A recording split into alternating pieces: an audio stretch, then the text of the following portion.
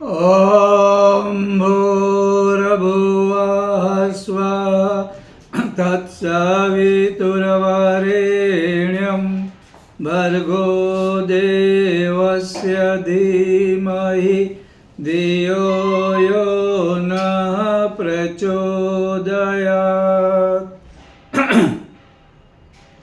ॐ गुरुर्ब्रह्मा गुरुर्विष्णुः गुरुर्देवो महेश्वरः गुरुर्साक्षात् परब्रह्म तस्मै श्री गुरवे नमः।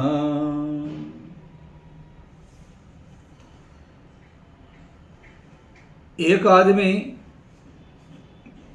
एक बार गंगा किनारे गया। उसकी इच्छा थी वहाँ स्नान करके वह पवित्र हो जाए, अपने पापों को धो ले। वहाँ बैठकर गंगा जल पिए और अपने जो प्रियजन हैं, रिश्तेदार हैं, उनके लिए गंगा जल ले जाए। और वह इसी भावना से गंगा किनारे गया, वहाँ पर स्नान किया और कुछ पानी अपने हाथों से पिया। लेकिन जब हाथों में लेता था तो उंगलियों के माध्यम से जो जगह होती है वहाँ से पानी गिर जाता था। थोड़ा बहुत पी पाया, लेकिन उसको वहीं पे खड़े खड़े पीना पड़ा। वो जाकर बैठकर आराम से नहीं पी सकता था, क्योंकि तब तक हाथ में से गंगा जल बह जाता था। तो वह बहुत नाराज हुआ। उसे लगा कि मैं पूर्णतया ये जल पी भी नहीं सकता और अपने जो परिजन हैं उनके लिए मैं जल कैसे ले जाऊं। वह परेशान हो गया। उसी समय एक दूसरा आदमी आया। उसने अपने पास एक पात्र था। वो स्नान करने के बाद आराम से उस पात्र को भरा, गंगा किनारे बैठा, कुछ मंत्र श्लोक बोले और बड़ी चाव से और बड़े प्यार से उन्होंने उस गंगा जल को पिया, उसका आस्वाद लिया, उसका आचमन किया और फिर उसी पात्र को भरकर वह अपने रिलेटिव के लिए ले जाने के लिए तैयार हुआ। ये आदमी वहाँ पर ये सब कुछ देख रहा है, दुखी हो रहा है कि मैंने ये क्या किया। मेरे पास अगर पात्र होता, मेरे पास अगर पात्रता होती तो मैं ये गंगा जल पीता। ये गंगा जल पीकर मैं अपने जो प्यारे हैं, अपने हैं, उनके लिए ये जल ले जाता तो कितना अच्छा होता। परम पूज्य गुरुदेव ने यह एग्जाम्पल देकर कहा कि जीवन में पात्रता है, उसे डेवलप करो। बिना पात्रता आप कुछ नहीं पा सकेंगे। बिना पात्रता अगर हम कुछ करना भी चाहे तो नहीं कर सकते, ये संभव नहीं। सबसे पहले अपने आप को, जो चीज़ आप चाहते हो उसके लिए अपने आप को पात्र बनाओ, अपने भीतर पात्रता को आप अपनाओ। इसके बगैर कुछ भी नहीं हो सकता। और इसलिए गुरुदेव का एक वाक्य है, ईश्वर के पास बैठने से पात्रता आती है। इसका मोटा मोटा अर्थ नहीं निकालना है। आप कहेंगे हम भगवान की तस्वीर के पास बैठेंगे, हम गायत्री माता के पास बैठेंगे और पात्रता डेवलप होगी। परम पूज्य गुरुदेव ने जीवन जीने के सूत्रों में अनेक बातें कही हैं और उन्होंने बड़ी सरल भाषा में कही है। इसके बावजूद भी हम लोगों ने अपने आप को इतना उलझा कर रखा है कि सरल बातें भी हम लोगों को समझ में नहीं आती। बैठना मतलब गुरुदेव ने बहुत अच्छी तरह अपने साहित्य में समझाया है। भगवान के जो गुण हैं उन्हें किस तरह अपनाना, उनका सानिध्य का अर्थ है, जैसे उन्होंने कहा था, शिव बन के आप शिव की उपासना कर सकते हैं, कृष्ण बन के आप कृष्ण की उपासना कर सकते हैं। तो पास बैठना मतलब फिजिकली, भौतिक तरीके से पास बैठना उन्होंने कभी नहीं कहा। लेकिन हम लोग कहते हैं ये तो सरलतम है, भगवान का सानिध्य, भगवान की तस्वीर के पास बैठेंगे और हमारे अंदर पात्रता निर्माण हो जाएगी। ऐसा अगर बैठने से निठल्ले लोगों को पात्रता मिलने लगी तो अध्यात्म झूठा हो जाएगा। ये एक अलग विषय है खैर, लेकिन हम ये समझते हैं कि अगर इसका आप अर्थ लेते हो तो एक एग्जाम्पल गुरुदेव ने दिया था। एक बार एक आदमी जो गरीब था यात्रा करने के लिए तैयार हुआ। उस समय बैंक या कोई सिक्योरिटी के लिए कुछ मामला या साधन नहीं थे। तो उन्होंने देखा कि फलाना फलाना आदमी धनवान है, तो उसके पास मैं मेरा धन रखता हूँ और वापस आ जाऊँगा, वो धन वापस लूँगा। क्योंकि उस समय यही तरीका था, किसी ईमानदार आदमी के पास अपनी धन संपत्ति रखो, अगर ऐसा रख के जाएंगे तो चोरी होती। उस समय गांव-गांव पुलिस या पुलिस का कुछ बसेरा नहीं होता था, रक्षा करने के लिए और कोई साधन नहीं थे, सब गांव में रहते थे, इतना डेवलपमेंट नहीं हुआ था। धनवान लोगों के पास लोग धन रख के जाते थे। तो उसने अपने गांव के एक धनवान से कहा, मेरे पास इतने पैसे हैं, इतने गहने हैं, इतने बर्तन हैं, मैं यात्रा के लिए जा रहा हूँ, यात्रा से वापस आऊँगा तो आपसे मैं वापस ले लूँगा। उस धनवान ने कहा, कोई बात नहीं है, आप रख के जाओ, आप कोई चिंता ना करें। अब इसने वैसा ही किया, गए यात्रा पे, चारों धाम की यात्रा की। उस समय यात्रा में जाने के लिए बहुत समय लगता था, वहाँ तब साधन नहीं थे, अधिकतर जगह पे पैदल जाना पड़ता था, बहुत समय लगता था, महीने लग जाते थे। और स्वास्थ्य का भी कभी कुछ समस्या हुई तो वहाँ पे कोई इलाज नहीं होता था, कहीं कहीं पे किसी आश्रम में कुछ व्यवस्था हो जाती थी। लेकिन यात्राएं जब करते थे तो लोग कभी कभी तो ये मान के चलते थे कि हमारा श्राद्ध करके ही जाए, क्योंकि कोई गारंटी नहीं आप वापस आएंगे या आप कुछ समय में आएंगे, बहुत ज़्यादा समय लगता था। वो समय था, उस समय उसने पूरी अपनी यात्रा की, बहुत महीने बीत चुके, और जब वह अपने गांव वापस आया तो वह उस सेठ के पास गया और कहा, अब मेरे पैसे, मेरा धन, मेरे गहने, मेरे बर्तन आप लौटा दें। अब क्या होता है, इंसान की नीयत के बारे में कभी कुछ कहा नहीं जा सकता, धनवान हो या गरीब हो। ऐसा नहीं कि धनवान है तो उसकी नीयत साफ रहेगी, ऐसा नहीं कि धनवान है तो हमेशा देते रहेगा। नीयत बुरी हो गई और उसने इनकार कर दिया कि मेरे पास तुम्हारा कुछ भी नहीं, तुमने मुझे दिया ही नहीं, दिया है तो कुछ प्रूफ लाओ, साबित करके बताओ। अब ये साबित क्या करेगा? उस समय तो विश्वास भरोसे पे ही सब बातें होती थी।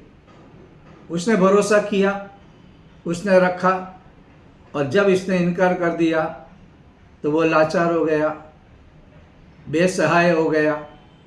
ऐसे समय में दुखी 2-3 दिन रोते बैठा। फिर किसी ने कहा, रो मत, राजा के पास जा, राजा न्याय करेगा। उसने बहुत सोचा, राजा के पास जाने की हिम्मत, साहस नहीं होता था। राजा इतना बड़ा, मेरी बात सुनेगा या नहीं सुनेगा? क्या चौकीदार मुझे राजा तक जाने देंगे या नहीं देंगे? बहुत सोचा, दूसरा कोई रास्ता नहीं मिला, हिम्मत की और वे चले गए राजा के पास। चौकीदार ने रोका नहीं, राजा ने मिलने से इनकार नहीं कर दिया। राजा ने कहा, बताओ क्या दुख है तुम्हारे पास? तो उसने कहा मेरा ऐसा ऐसा हुआ, मैं यात्रा करने के लिए गया तो मेरा पैसा, मेरा धन, मेरे गहने और मेरे बर्तन फलाने फलाने धनी के पास छोड़ा था, अब वो इनकार कर रहा है। तो राजा ने पूछा कि कुछ तुम्हारे पास प्रूफ, साबिती, कुछ लिखा पढ़ी या कोई विटनेस है? उसने कहा नहीं, कोई नहीं, मैं तो उस पर भरोसा करता था, मैं अकेला गया था, उन्हें दिया और मैं वापस आया। अब राजा को दिक्कत होगी क्योंकि राजा था, शक्तिशाली था, फिर भी उसको लगा कि कोई प्रूफ नहीं, तो मैं उसको कैसे बुलाऊं और कैसे उससे कहूं। तो राजा ने कहा कि छोड़ो, इससे तो इस तरह से नहीं होगा। तो उसने कहा एक काम कर, पूनम की दिन मेरी एक रथ सवारी निकलने वाली है, तो एक काम करना, तू फलानी फलानी जगह पे आके खड़ा हो जाना, वस्त्र अच्छे पहनना, माला भी रखना अपने साथ, फिर हम देखते हैं। उस आदमी को समझ में नहीं आया कि राजा क्या करना चाहता है और क्या कहना चाहता है। उसने कहा जी हुजूर, मैं वहाँ पे खड़ा हो जाऊँगा। फिर राजा की सवारी उस दिन निकली, जैसे कि कहा था, ये गरीब आदमी वहाँ पे खड़ा हो गया। राजा वहाँ पे आया, राजा ने रथ रोका, उस आदमी को कहा आओ रथ में बैठो, और उसने कहा गुरुवर्य, मैं आपको प्रणाम करता हूँ, वंदन करता हूँ, आप मुझे आशीर्वाद दें। और जब ये सब तमाशा देख रहा था वो धनी आदमी, वो पसीना पसीना हो गया, वो डर गया। अरे बोलता, जिसके मैंने बर्तन चुराए हैं, जिसका मैंने धन चुराया है, जिनको मैंने पैसे चुराए हैं, वो तो राजा का गुरु है। अगर वो गुरु अपने शिष्य यानी राजा को कह देगा तो राजा क्या करेगा मेरे साथ? मुझे फांसी चढ़ा देगा, मेरा धन ले लेगा, सब कुछ ले लेगा। वो डरा सा और वहाँ से भागा। राजा ने उस गरीब आदमी को नीचे उतार दिया और सवारी आगे बढ़ी। इतने में इस धनी आदमी ने अपने आदमियों को भगाया, बोलता उस आदमी को ढूंढो जो राजा का गुरु है और उनको जाके बुलाओ। उनको बुला के लाए और उनको प्रणाम किया। उन्होंने भी कहा गुरुवर्य, कुछ गलती हो तो माफ़ कर देना, थोड़ी सी विस्मृति हो गई थी, थोड़ी याद शक्ति कमज़ोर हो गई थी, तो मैंने इनकार कर दिया। ये लीजिए, ये आपके पैसे हैं, ये आपके धन है, ये आपका बर्तन है और आपकी लड़की की शादी है, ऐसे मैंने सुना है, मेरी तरफ से इतने पैसे रख लो, कन्या विदाई के लिए काम आएगा, और कुछ पैसे में मेरे पास है, मैं आपको देता हूँ, आप अपना वृद्धावस्था भी अच्छी तरह गुजार लो, आपकी कृपा रहने दो, आपके आशीर्वाद मुझे मिलने दो। और ऐसा करके सब कुछ दे दिया। अब ये ब्राह्मण की स्थिति क्या होगी, मनोस्थिति? ये ब्राह्मण सोचता है कि अगर राजा के पास बैठने से इतना कुछ हो सकता है, तो राजाओं का जो राजा है वो परमात्मा भगवान के पास बैठने से कितना फायदा होगा। और उस दिन से उसकी जीवन दृष्टि बदल गई और उसने भी ये तय किया कि अगर राजा के पास बैठने से ये हो सकता है, तो भगवान के पास बैठने से क्या क्या हो सकता है। और उस दिन से उसने भक्ति की शुरुआत की, भगवान के विचारों को समझने लगा, साधना बढ़ाई, नियमित तप करने लगा, जप करने लगा। और उसने सुना एक सदगुरु से कि जो कुछ भी होता है दूसरों के लिए जियो, परोपकाराय इदं शरीरम, दूसरों के लिए जीता है, भगवान उसे पसंद करता है। जो बिना स्वार्थ, बिना नाम, लोक कल्याण के लिए काम करता है, भगवान उसे पसंद करते हैं और भगवान अपने आशीर्वाद भी देते हैं और भगवान उनको मदद भी करते हैं। कभी भी कोई भी भक्त ऐसा नहीं हुआ है कि उसको मदद ज़रूरत पे न मिली हो। जब ज़रूरत पड़ती है भगवान आ जाते हैं। फिर वो सुदामा हो, नरसिंह मेहता हो, तुकाराम हो, मीराबाई हो, द्रौपदी हो, कोई भी हो, ज़रूरत पड़ती है भगवान आ जाते हैं। और भगवान की सहायता तो बहुत बड़ी होती है। और उसने वैसा कर लिया और उसने जीवन में अनुभव भी किया कि जब भी उसने भगवान का काम किया, वो सिर्फ मंदिर जाके पुष्प चावल चढ़ा के दिया या आरती करता था, ऐसा ही नहीं, उसने उसके अनुरूप जीवन बनाया। वो भगवान के गुणों की तरह भगवान लोगों को मदद करने लगा, लोगों के सुख में सुखी होने लगा, लोगों के दुख में दुखी होने लगा। जहाँ जरूरत पड़ी यथार्थ अपनी शक्ति अनुसार वो मदद करने लगा। और जो ज्ञान प्राप्त किया और गुरुदेव कहते हैं कि जो ज्ञान आपने प्राप्त कर दिया है सिर्फ आपके लिए रखोगे तो वो बेकार हो जाएगा। उसको आप क्या करो, लोगों तक पहुंचाओ। और उसने यही किया। वो जन जन तक, गांव गांव जाकर लोगों को जो विचार उसने समझे थे वो कहने लगा। उन्होंने भगवान के गुण और पात्रता डेवलपमेंट के बारे में सबको समझाने लगा। और उसके आसपास जो लोग भी आते थे उसका सानिध्य प्राप्त करते थे, उसका संग प्राप्त करते थे, उन्होंने बहुत कुछ पाया और उनका जीवन भी सुखी होने लगा। और ये लोक कल्याण करने से प्रभु की कृपा, देवी कृपा भी बरसने लगी, लोगों का सम्मान मिलने लगा और उसको जब जरूरत पड़ती थी तो मदद भी मिलने लगी, देवी मदद, डिवाइन हेल्प। और उसका जीवन तो बहुत बड़ा, वो बहुत बड़ा संत हो गया। एक ही विचार आया। देखो हमारे जीवन में बहुत सी घटनाएं घटती है, बहुत सारे विचार आते हैं, लेकिन कभी हम गंभीरता से लेते नहीं। उसने देखा, पाया, सोचा कि राजा के पास बैठने से ऐसा फायदा होता है तो भगवान के पास बैठने से कितना फायदा होगा। विचार बिल्कुल सही था, दुरुस्त था, गलती नहीं थी। उसने सिर्फ सोचा नहीं, उसने किया, क्रिया में लाया, प्रैक्टिकल हुआ और वो कहाँ से एक मामूली गरीब आदमी एक महान संत बन गया। और उसने लोक कल्याण किया, अपना मनुष्य जीवन जो मिला था उसका उसने सदुपयोग किया।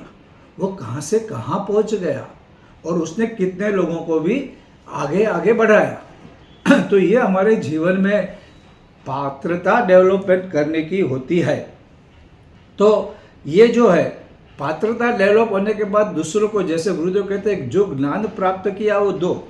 आपको जो कुछ भी मिला, आपको देखो, मैंने ऐसा देखा है, आपने भी देखा होगा कि गुरु कार्य करने से कितने लोगों को इतना सारा फायदा हो गया। जो गरीब थे वो धनवान बन गए। और ये बात याद रखना कि हमारे गुरुदेव इसलिए नहीं कि हमारे जीवन में चमत्कार है। हमको कभी भी ये नहीं कहना है कि गुरुदेव के पास मिलने के बाद हमको ये चमत्कार हुआ। चमत्कार होते हैं। एक गरीब आदमी धनवान बन जाता है, जिसको पुत्र नहीं उसको पुत्र मिल जाते हैं, और जिसको प्रगति करना है वो कई ऐसी चीज़ें हैं जो मिलती है। लेकिन हमारे गुरु वो बाबा नहीं जो चमत्कार करते हैं। कभी किसी को कहना नहीं हो और अपने को मानना नहीं। हमको ये कहना है कि जिनके विचारों में क्रांति है, ओम शांति शांति के साथ साथ ओम क्रांति क्रांति भी निकलता है। जहाँ पे अगन गोला है, आग निकलती है, उनके वचनों में आदमी को खड़ा करने की, नींद में से जगाने की जो बातें हमने सुनी है वह निकल रही है। तो गुरु को चमत्कार वाले बाबा, गायत्री का माला जपे बैठने वाले सिर्फ उतना ही नहीं मानना है। उनके विचारों में आग है और हमारा काम उनके चमत्कार को फैलाना नहीं है, हमारा काम उनके विचारों को फैलाना है। जन जन तक, हर व्यक्ति के पास उनके विचार मिले। और गुरुदेव जो दावा करते हैं कि मैं युग निर्माण करूंगा, दुनिया को बदलूंगा, वो चमत्कारों से नहीं कह रहे हैं, वे अपने विचारों से कह रहे हैं। विचारों से, क्योंकि आदमी जैसा, हम लोग हर बार हमको बोलना ही पड़ता है, जो जैसा सोचता है वह वैसा बन जाता है। सोच ही तुमको क्रिया, एक्शन में लाएगी। एक्शन ही तुम्हारे अंदर की भावना है। जब परोपकार रहेगा तो अंदर सद्भावना होगी। सद्भावनाएं पुनः लौट कर आएगी और तुम्हारा जीवन भी इतना सुखी समृद्ध बन जाएगा जिसका तुम कभी अंदाज भी नहीं लगा सकते, कभी सोच भी नहीं सकते। इसलिए ये सब तब होता है जब हम उसके पात्र बने, उसके लायक बने। नालायक को क्या मिल सकता है? लायक को सब मिल सकता है। तो हमको लायक बनना है और लायक बनने के लिए हमें कुछ ना कुछ करना है। प्रज्ञा पुराण में एक कहानी है कि 3 मछलियाँ थी। 3 मछलियाँ तालाब में रह रही थी। तो वहाँ पे 2 जो मच्छी पकड़ने वाले होते वो गुजर रहे थे, बोलते थे कि कल आके यहाँ से हम मछली पकड़ लेंगे, यहाँ पे बहुत सारी मछलियाँ हैं। तो 3 मछलियाँ थी, उनकी मुलाकात हुई। बोलता अब क्या किया जाए? एक मछली थी, बोले मुझे कुछ नहीं करना, जैसा आएगा वैसा देखा जाएगा, अभी क्या है, देखेंगे क्या होता है। दूसरी मछली थी, नहीं भाई मैं तो ये तालाब छोड़ के जाऊंगी, मुझे नहीं मरना है, मुझे जीना है। तीसरी मछली बोली देखते हैं, थोड़ी सी तैयारी करके रखती हूँ, अगर कुछ हुआ तो मैं अपनी तैयारी करके निकल जाऊंगी। अब दूसरे दिन सचमुच में मच्छी मार आ गया मच्छी पकड़ने के लिए। पहली मछली, बीच वाली मछली थी, वो तो निकल गई, बाजू के तालाब में निकल गई। दूसरी थी, उसने देखा कि ये मच्छी मारने वाले आ रहे हैं, तो वो मरने का नाटक करके पानी में बह के दूसरे में चली गई। लेकिन ये देखते हैं क्या करते हैं, अंदर तो आने दो। उतने में वो पकड़ी गई। क्या हो गया?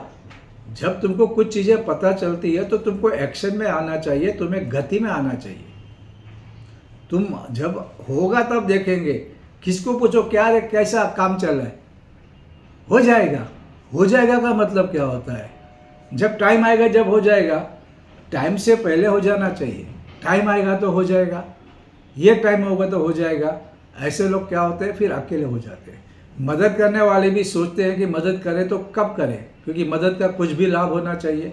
कोई भी आदमी मदद करेगा तो कम से कम वो देखेगा कि उसकी मदद सार्थक हो, उसकी मदद का कुछ मतलब निकले। अगर कोई कुछ भी नहीं करेगा, निठला बैठा रहेगा, तो मदद करने वाले फिर अपने कदम पीछे ले लेते हैं, क्योंकि कुछ है नहीं तो क्या हो सकता है।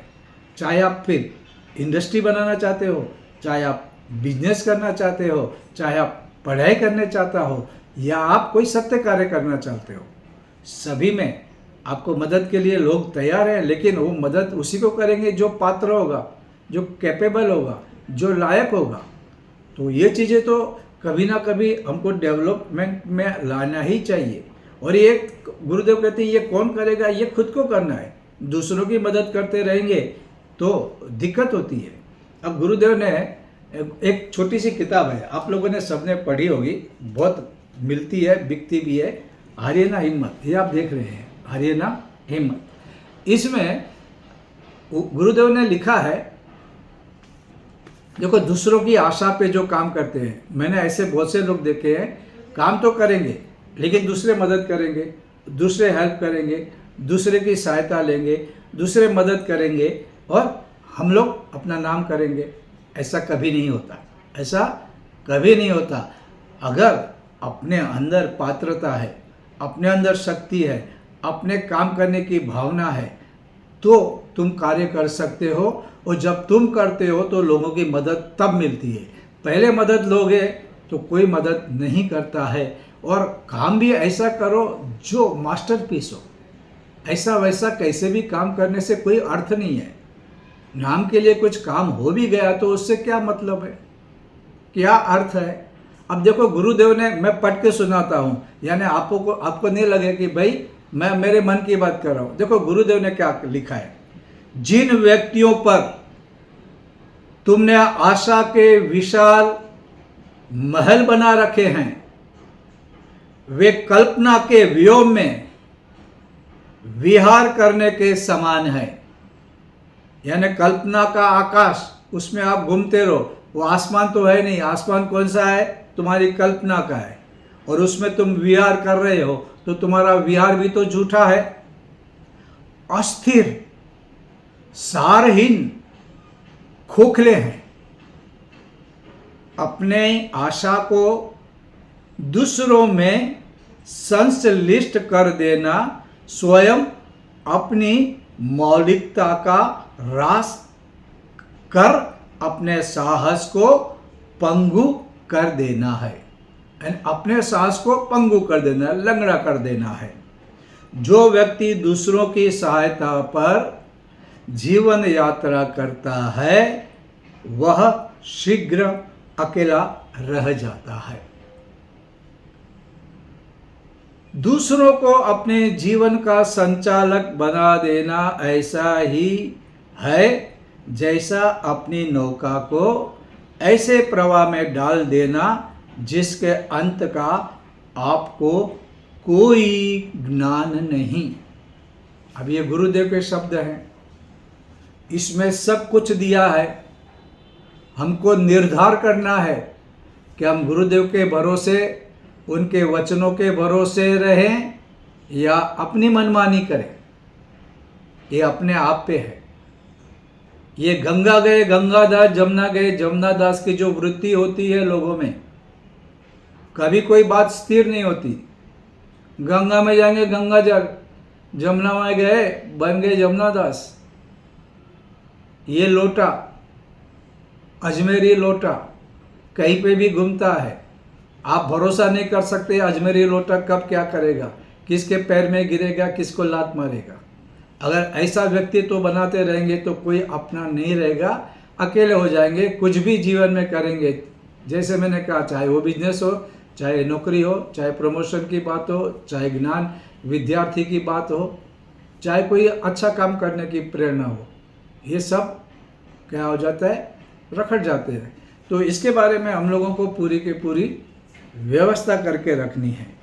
एक हम लोग जब छोटे बच्चे थे तो हमें स्कूल में गांव में पढ़ते थे, तो एक कहानी हमारी टेक्स्ट बुक में थी। जब भी तो किताब एक ही होती थी, आपको मालूम होगा, बहुत साल पहले अलग अलग विषय की अलग अलग किताबें नहीं होती थी। बाद में धीरे धीरे भाषा और गणित ये दो सब्जेक्ट होते थे, फिर भाषा में से फिर समाजशास्त्र, ये वो धीरे धीरे डेवलप होते गया। और अभी तो इतने सारे विषय बन गए हैं कि इसका कोई हमको पार भी मालूम नहीं पड़ता है। तो वहाँ पे एक खेत में सुगरी के बच्चे रहते थे, और सुगरी और उसके हस्बैंड वे रहते थे। तो एक बार वो किसान आया, उसने कहा कि चलो हम लोग अब खेत को साफ करेंगे, सब कचरा साफ करेंगे, तो एक काम करो, तुम अपने अपने जो अड़ोस पड़ोस के लोग हैं, अपने साथीदार हैं, उनसे ज़रा कह देना, तो सफाई में आएंगे तो हम लोग काम करेंगे।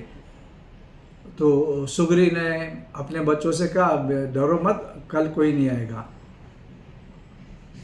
तो सुगरी के बच्चे क्योंकि माँ ने कहा तो मान गए।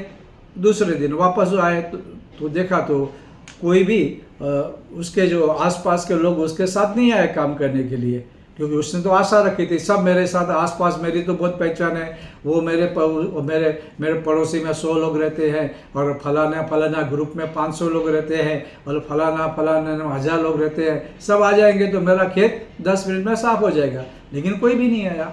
सबने बोला आएंगे, लेकिन बोलने से क्या होता है, नहीं आए। फिर उसने सोचा, एक काम करो, जो अपने खास दोस्त हैं उनको कल बुलाते हैं, उनसे होगा कम से कम 2 घंटे में तो अपना काम हो जाएगा, खेत साफ हो जाएगा। और ने अपने सभी दोस्तों से कहा, आओ, सबको चाय वाय पिलाया, बोलता कल आ जाना। सबने चाय वाय पी, समोसे खाए, और कल आएंगे ऐसा बोल के निकल गए। दूसरा दिन आया, कोई भी नहीं आया। ये दोनों अपने खड़े, वो तंग आ गया, बोलता ये क्या बात है, लोग वादे किए, इनको मैंने चाय पिलाई, मैंने इनको समोसे कचौरी खिलाई, ये फिर भी नहीं आ रहे। परेशान हो गया, और फिर उसने कहा अपनी पत्नी से, छोड़ो सबको, अभी हम ही परसों काम करेंगे, जितना पूरा दिन लगेगा, 2 दिन लगेगा तो चलेगा, लेकिन अब किसी के पास मदद के लिए हाथ नहीं फैलाना है, भीख नहीं मांगनी है। अपना काम है, अपना काम अपने को ही करना है, अपना खेत है। और उन्होंने तैयारी की। तब सुगरी के अपने बच्चों को कहा, अब चलो यहाँ से, अब निकल चलो, अब कल 100% खेत की सफाई होगी, और हम अगर रहेंगे तो हम मारे जाएंगे। और ये अपने बच्चों के साथ लेकर दूसरे खेत में चली गई। बच्चों ने पूछा, मम्मी ये आपने ऐसा क्यों कहा, पहले भी तो इतना सारा ग्रुप आने वाला था, फिर उनके खास दोस्त आने वाले थे जिनको उन्होंने चाय समोसे खिलाए थे, और अभी वो खुद करे हम करेंगे तो आप भागे। बोला बेटा ऐसा है, तो दूसरों के भरोसे रहता है ना, वो ऐसा ही करता है, कुछ काम नहीं कर पाता। दूसरे लोग आते भी नहीं, वादे तो करते हैं, बड़ी बड़ी बातें कहते हैं, और ये भी लोगों को बड़ी बड़ी बातें करके मूर्ख बनाते हैं, लेकिन कुछ भी नहीं होता है, अपने आप को करना पड़ता है। और दूसरे दिन उन्होंने खास दोस्तों पे लगा, लेकिन पराए होते हैं, अपने नहीं होते, वो मदद करने नहीं आते। आए तो अच्छी बात है, नहीं आए तो क्या कर सकते हैं। लेकिन इसने सोचा कि अभी हम ही करेंगे, क्योंकि उन्होंने कहा हमारा खेत है, हम ही करेंगे। उसने खुद पे ले लिया। अब खुद पे लिया तो ये काम तो ज़रूर होना ही है। जो दूसरों की मदद के लिए दूसरों से आशा करके बैठता है, वो तो पागल है, और पागल भी है, और दूसरों को भी पागल बना सकता है। अब ये समझ में आया इसको कि जो काम है ये मुझे करना है, और हम ही करेंगे। उस दिन मैंने कहा अब ख़त्म हो गई बात, अब ये आएंगे, खुद है, खुद करेंगे। और इसलिए मैंने कहा कि अब चलो, और सचमुच में उस दिन खेत की सफाई हो भी गई। तो इसलिए हम लोगों को कभी भी पात्रता के में, गंगा जल पीना है तो पात्र लेके जाओ, और गंगा जल लाना है, लोगों के ऊपर भलाई उपकार करना है, पात्र में पानी भर के उन तक पहुंचाओ। उसी तरह ज्ञान पराया है, ज्ञान से जीवन सुखमय बना के दूसरों को भी उस ज्ञान को बांटो। और कुछ करना है तो करने के लिए एक ही चीज़ है, खुद अपने आप को उसके लायक बनाओ, उसके पात्र रहो, और फिर देखो क्या होता है। अगर पात्रता रहेगी तो सब कुछ होता है, लोग आने लगेंगे, आसमान फटेगा और धन जमीन में से जो चाहोगे वो मिलने लगेगा। लेकिन पात्रता होने के बाद ही, बिना पात्रता कुछ भी नहीं। आज के लिए बस इतना।